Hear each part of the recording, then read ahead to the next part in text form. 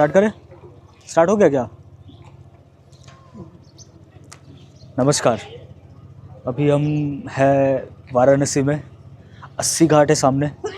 वाराणसी बना है 2 वर्ड से, वरुणा और 80। यहाँ पे 2 नदियों का संगम होता है और इसीलिए इस स्थान का नाम वाराणसी है। ऐसा मान्यता है कि भगवान विष्णु ने भगवान शिव को यहाँ रहने के लिए धरती पर जगह दिया था और भगवान शिव अपने परिवार के साथ इसी काशी शहर में रहे और इसीलिए आज भी भक्तों की यहाँ लाइन लगी रहती है। हम यहाँ पर एक बहुत ही शुभ अवसर पर देव दीपावली पर यहाँ पर आए हैं। हमारे साथ बने रहिए। कट कर।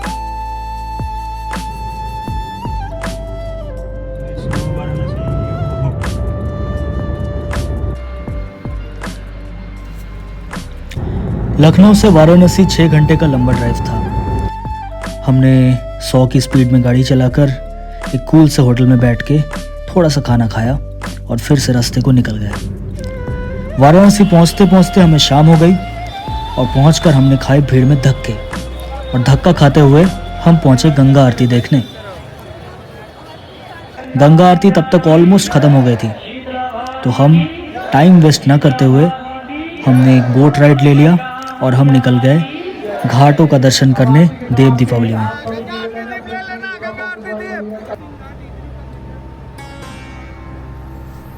घाट में चारों तरफ रोशनी थी। रात में बोट राइड और देव दीपावली के एक दिन पहले ये एक सरियल फीलिंग है, इसे शब्दों में बयान नहीं किया जा सकता। मैं जस्ट यही बता सकता हूँ कि मैंने जो देखा वो अतुलनीय था। मैंने ऐसा दृश्य पहले कभी नहीं देखा। आप भी आनंद लीजिए।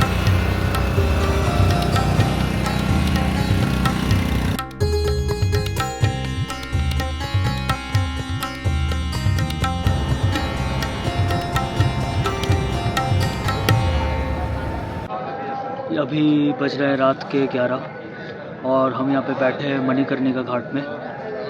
मणिकर्णिका घाट वो घाट है जहाँ पे माँ पार्वती का मणि खो गया था और ऐसा माना जाता है कि इस घाट में चिताओं का जलना कभी रुकता नहीं है। यहाँ पर चिता जो जलती है, यहाँ पे लोग जो मरते हैं, ऐसा माना जाता है कि उन्हें सीधा मोक्ष मिलता है और भगवान शंकर खुद आकर उन्हें तारक मंत्र देते हैं। ये तारक मंत्र कुछ और नहीं, राम नाम ही है।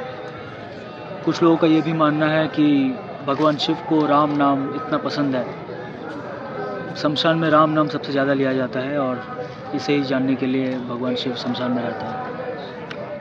नमो पार्वती पते, हर हर महादेव। इसके बाद हमने वाराणसी के 2 प्राचीन मंदिरों के दर्शन किए। एक तो काशी विश्वनाथ मंदिर के जस्ट उल्टे साइड में है, जिसे प्राचीन विश्वेश्वर मंदिर कहा जाता है, और दूसरा मंदिर है उग्र वीरेश्वर मंदिर। ऐसा माना जाता है कि स्वामी विवेकानंद की मां ने यहाँ पर विवेकानंद के जन्म से पहले तपस्या की थी। इसके बाद हम फिर से बनारस की गलियों में कहीं खो गए और अगले सुबह हम पहुँचे वाराणसी के सबसे फेमस मंदिर काशी विश्वनाथ जी के दर्शन करने। यहाँ पीछे ज्ञानवापी मस्जिद देख सकते हैं, जिसे औरंगजेब ने काशी विश्वनाथ के प्राचीन मंदिर को तोड़कर बनवाया था। ये नया मंदिर, अभी नए नए कॉरिडोर्स भी बने हैं इसके। हालांकि इस मंदिर का निर्माण राजमाता अहिल्याबाई होलकर ने किया। ये रहा नमो घाट। नमो घाट से चढ़ते हुए हमने काशी विश्वनाथ मंदिर के अंदर जाकर पूजा अर्चना की और भगवान विश्वेश्वर से प्रार्थना की, सर्वे भवन्तु सुखिनः, सर्वे सन्तु निरामया।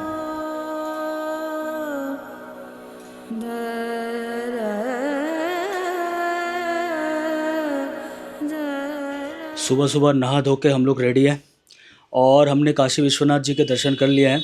अभी हम लोग जा रहे हैं काल भैरव मंदिर। इसके अलावा हम लोग जाएंगे BHU के अंदर जो बिरला मंदिर है वो देखने, संकट मोचन हनुमान जी को देखने, और भी बहुत कुछ है। आप इस वीडियो के साथ चिपके रहिए और हमारे चैनल को सब्सक्राइब करिए। बोलो हर हर महादेव।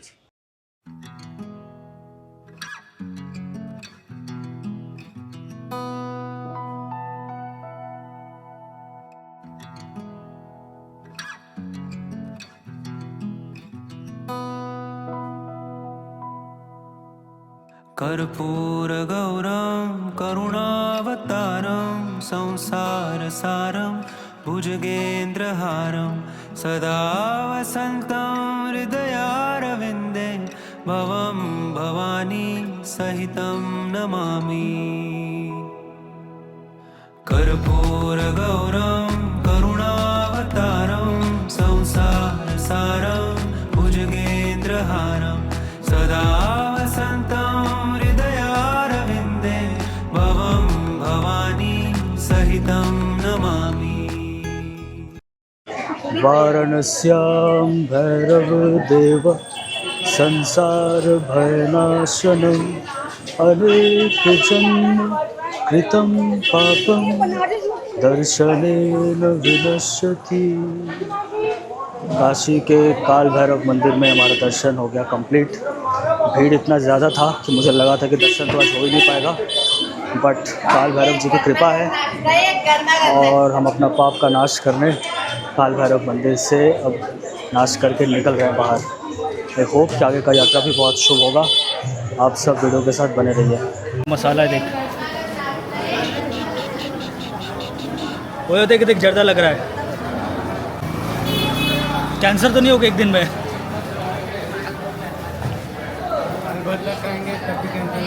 अरे बढ़िया बढ़िया, और कुछ नहीं डलेगा। ये भगवान, मेरा तो मुंह जल जाएगा। हेलो गाइस, बनारस में आए हैं और बनारस का पान नहीं खाएंगे तो हो सकता है। अरे और पान खाए भी हैं तो एकदम जर्दा वाला। अब मेरा पूरा मुंह जल रहा है, पहली बार खाए हैं तो साथ में को मीठा पान भी लेके आया है। कभी थोड़ा मीठा पान ट्राई किया जाए। अच्छा, इसको निकालना भी तो है, डंडी के साथ खा रहे थे।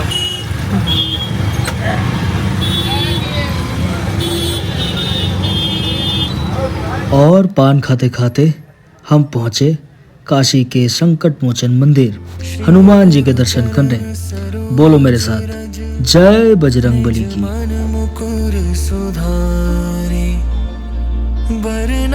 रघुबर बिमल जसो जो दायक फल चारि, बुद्धिहीन तनु जानिके सुमेरो पवन कुमार। बल बुद्धि विद्या देहु मोहि, हरहु कलेस विकार। इसके बाद हम पहुंचे BHU और BHU के अंदर जाकर हमने नए बने काशी विश्वनाथ मंदिर या यूँ कहे कि बिरला मंदिर के दर्शन किए।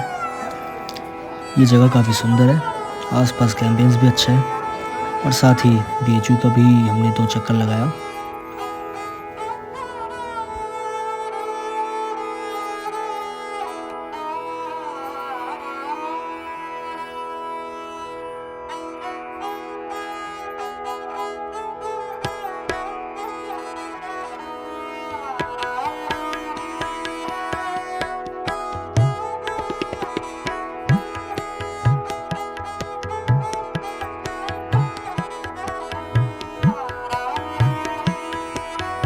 मेरे को ब्लॉग बनाना है। कितना अच्छा ब्लॉग बना है, देखो तो।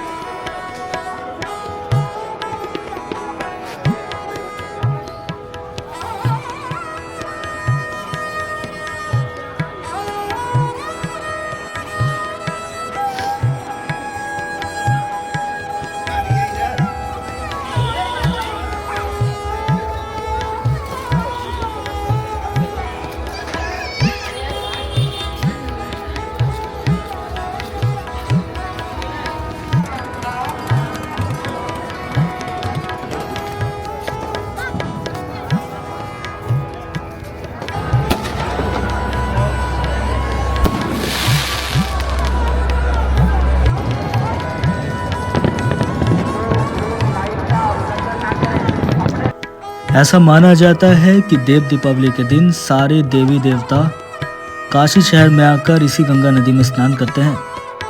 अब देवता आए कि नहीं ये तो मुझे नहीं पता, पर घाटों की रौनक और लाइटिंग्स देखकर लग रहा था कि अगर देवता यहाँ नहीं आएंगे तो कहाँ आएंगे।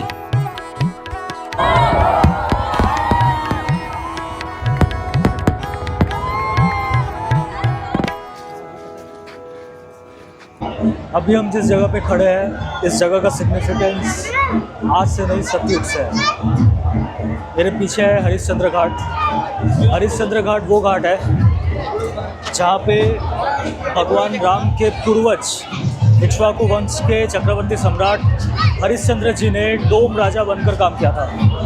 डोम राजा भी नहीं, इनफैक्ट वो एक डोम राजा के अंडर काम कर रहे थे। चक्रवर्ती सम्राट हरिश्चंद्र के महाराजा हरिश्चंद्र से सत्यवादी हरिश्चंद्र बनने की कहानी इसी घाट से शुरू हुई। ऐसा माना जाता है कि आज तक सिर्फ 2 लोगों ने सशरीर स्वर्ग का गमन किया, एक राजा हरिश्चंद्र और एक युधिष्ठिर। एक समय इतना बुरा आया कि उनके खुद के बेटे को मुखाग्नि देने के लिए उनकी पत्नी अपने बच्चे को लेकर आई, और हरिश्चंद्र राजा इतने सत्यवादी थे कि उन्होंने बोला कि मुझे इसके बदले रुपए चाहिए, उस वक्त के रुपए। और उसकी पत्नी के पास वो पैसे थे नहीं, तो उन्होंने अपने पल्लू फाड़कर उन्हें ये दान दिया। और उसके बाद हरिश्चंद्र ने अपने बेटे के लाश को इसी घाट पे जलाया, और इसीलिए हरिश्चंद्र घाट इतना फेमस है। बनारस पता नहीं कितना पुराना है, सतयुग से इस जगह चल रहा है, मान्यता है, मैं भी मान रहा हूँ, आप भी मानो। हर हर महादेव। अगले दिन सुबह 3 से 4 बजे के अंदर हम नहा धोआ के 80 घाट पहुँच गए, और वहाँ जाकर वेट करने लगे सुबह के गंगा आरती का। वहाँ पे काफ़ी भीड़ थी, और हम एक कोने में रहकर कैमरे में सब कुछ कैप्चर करना चाहते थे।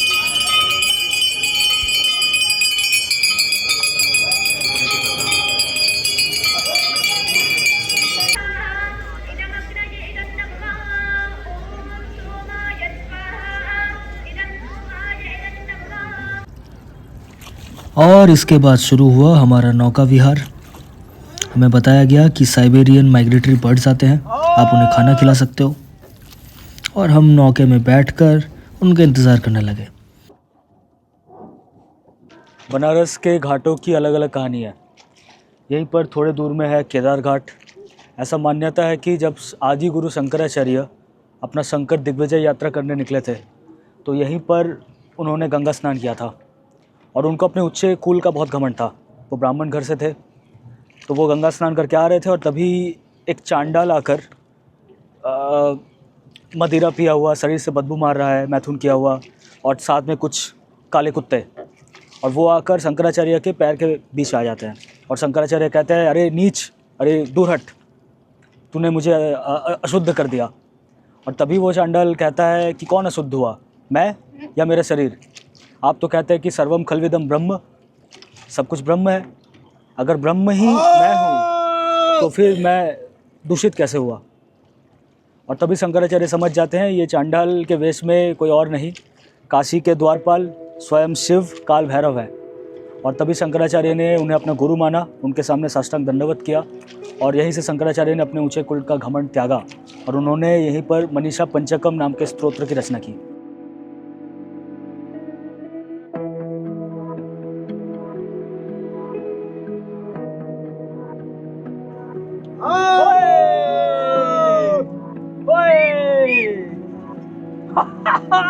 Wow!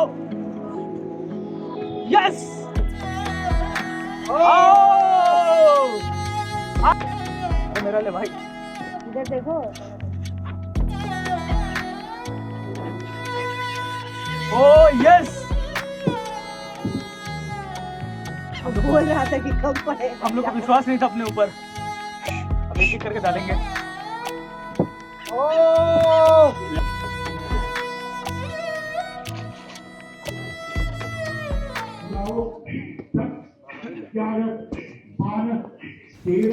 इसके बाद एक बार फिर मैं बनारस की गलियों में कहीं खो गया। मैंने ऑटोबायोग्राफी ऑफ योगी में लाहिरी महाशय के बारे में पढ़ा था, और ये भी जाना था कि उनका समाधि स्थल बनारस में ही कहीं है। पर मेरा दुर्भाग्य, जब मैं गूगल मैप्स को खंगालते हुए वहाँ पहुँचा तो वो मुझे बंद मिला। मैंने दरवाजे को ही प्रणाम किया और वापस मुड़ गया।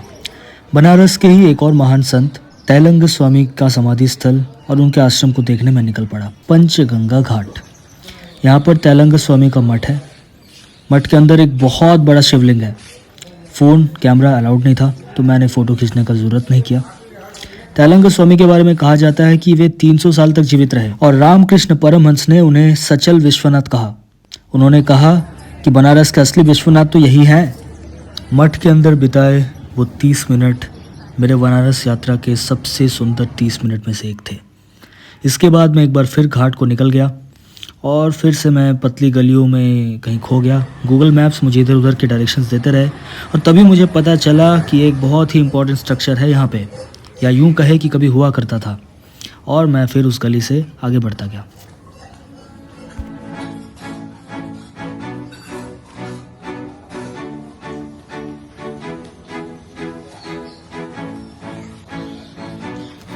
यहाँ जाकर मुझे पता चला कि यहाँ पे कभी प्राचीन बिंदु माधव जी का मंदिर हुआ करता था, जिसे दुष्ट औरंगजेब ने तोड़वा कर आलमगीर मस्जिद बना दिया। खैर कोई नहीं, मैं मस्जिद को ही बाहर से देखने लगा और उसके उल्टे साइड में ही बिंदु माधव के मंदिर में भी दर्शन किए। यहाँ से घाट भी काफ़ी सुंदर लग रहा था तो मैंने 1-2 सिनेमैटिक शॉट्स लेने के भी ट्राई किए। शॉट्स तो उतने बढ़िया नहीं आए पर दर्शन बहुत अच्छे हुए।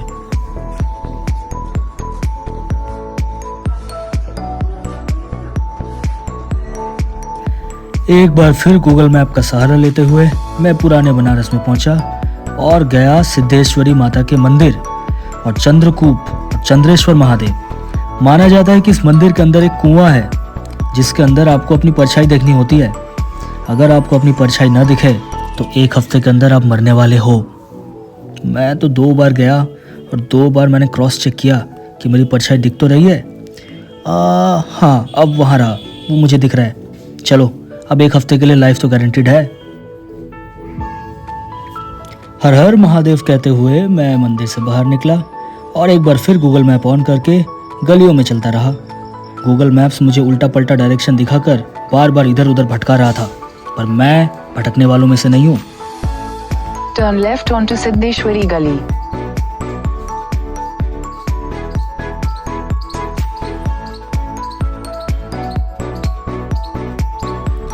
और कुछ इस तरह का रहा मेरा सुंदर सा छोटा सा प्यारा सा बनारस का सफ़र। बट हाँ, मैं आपको ये बोल रहा हूँ कि व्लॉग अभी ख़त्म नहीं हुआ है। कल हम लोग जाने वाले हैं सारनाथ और वहाँ से भी मस्त मस्त चीज़ मैं आपको दिखाऊंगा। भगवान बुद्ध की आपको स्टोरीज़ बताऊंगा। तो आप फटाफट से नीचे जाइए, चैनल को सब्सक्राइब करिए और हम आपसे मिलते हैं अगले वीडियो में। बाय।